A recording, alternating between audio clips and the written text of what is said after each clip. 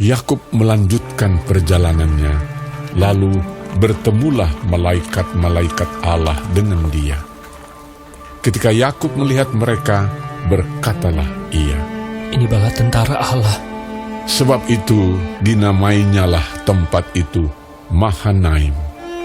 Sesudah itu Yakub menyuruh utusannya berjalan lebih dahulu mendapatkan Esau, kakaknya, ke tanah Seir, daerah Edom. Ia memerintahkan kepada mereka, "Beginilah kamu katakan kepada tuanku, kepada Esau. Beginilah kata hambamu Yakub. Aku telah tinggal pada Laban sebagai orang asing dan diam di situ selama ini. Aku telah mempunyai lembu sapi, keledai dan kambing domba, budak laki-laki dan perempuan. Dan aku menyuruh memberitahukan hal ini kepada tuanku, supaya aku mendapat kasih." Kemudian pulanglah para utusan itu kepada Yakub dan berkata, "Kami telah sampai kepada kakakmu, kepada Esau, dan ia pun sedang di jalan menemui engkau, diiringi oleh 400 orang. Lalu sangat takutlah Yakub dan merasa sesak hati. Maka dibaginyalah orang-orangnya yang bersama-sama dengan dia, kambing dombanya, lembu sapi dan untanya menjadi 2 pasukan. Sebab pikirnya, Jika Esau datang menyerang pasukan yang satu, sehingga terpukul kalah, maka pasukan yang tinggal akan terluput. Kemudian berkatalah Yakub, Ya Allah nenekku Abraham, dan Allah ayahku Ishak, ya Tuhan, yang telah berfirman kepadaku, ulanglah ke negerimu, serta kepada sanak saudaramu, dan aku akan berbuat baik kepadamu.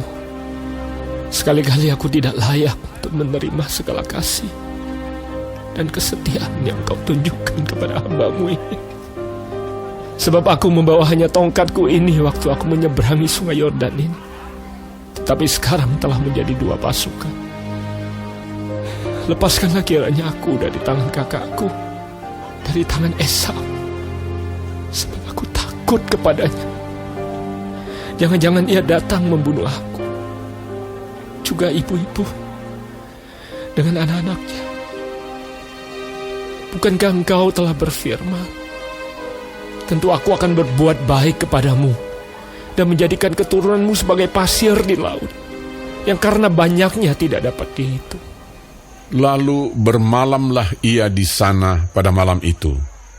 Kemudian diambilnyalah dari apa yang ada padanya suatu persembahan untuk Esau kakaknya, yaitu 200 kambing betina dan 20 kambing jantan, 200 domba betina dan 20 domba jantan, 30 unta yang sedang menyusui beserta anak-anaknya, 40 lembu betina dan 10 lembu jantan, 20 keledai betina dan 10 keledai jantan.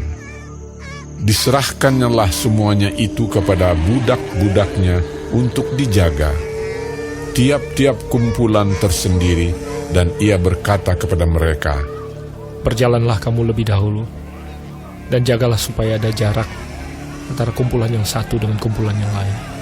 Diperintahkannyalah kepada yang paling di muka, Apabila Esau, kakakku, bertemu dengan engkau dan bertanya kepadamu, siapakah tuanmu, dan kemanakah engkau pergi, dan milik siapakah ternak yang di depanmu itu? Jawablah, milik hambamu Yakub. Inilah persembahan yang dikirim kepada tuanku Esau, dan Yakub sendiri pun ada di belakang kami. begitulah diperintahkannya baik kepada yang kedua maupun kepada yang ketiga, dan kepada sekalian orang yang berjalan menggiring kumpulan hewan itu. Katanya, Seperti perkataanku tadilah, kamu katakan kepada Esau apabila kamu berjumpa dengan dia. Dan kamu harus mengatakan juga, hambamu Yakub sendiri ada di belakang kami. sebab pikir Yakub, Baiklah, aku mendamaikan hatinya dengan persembahan yang diantarkan lebih dahulu.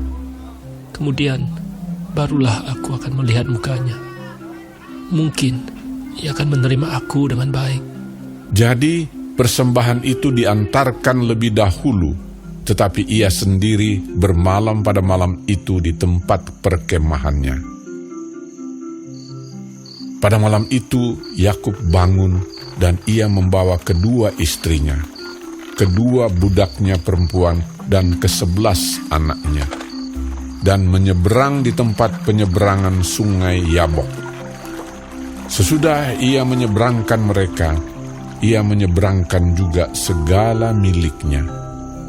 Lalu tinggallah Yakub seorang diri, dan seorang laki-laki bergulat dengan dia sampai fajar menyingsing. Ketika orang itu melihat bahwa ia tidak dapat mengalahkannya, ia memukul sendi pangkal paha Yakub, sehingga sendi pangkal paha itu terpelecok ketika ia bergulat dengan orang itu. Lalu kata orang itu, "Biarkanlah aku pergi, karena fajar telah menyingsing."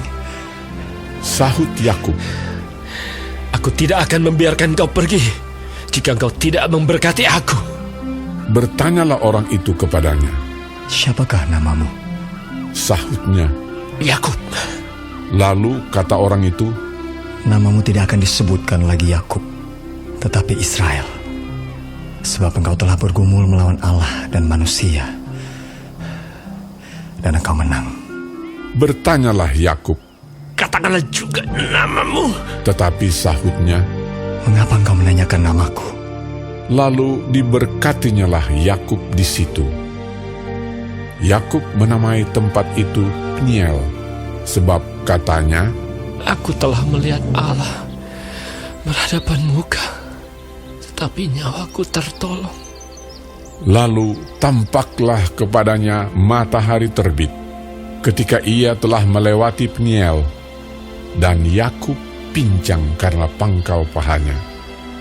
Itulah sebabnya sampai sekarang orang Israel tidak memakan daging yang menutupi sendi pangkal paha, karena dia telah memukul sendi pangkal paha Yakub pada otot pangkal pahanya.